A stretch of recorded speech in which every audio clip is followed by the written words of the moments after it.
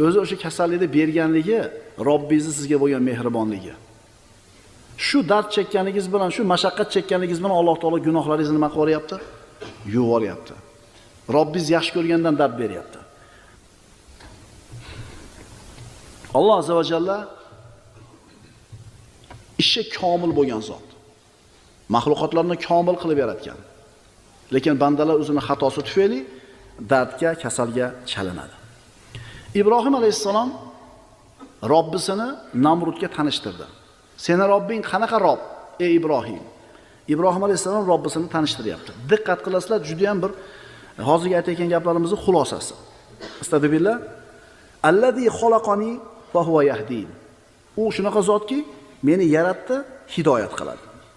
Vallazi huwa yut'imuni va yasqin. U shunday zotki, meni qornimni to'ydiradi va chanqog'imni qondiradi. Va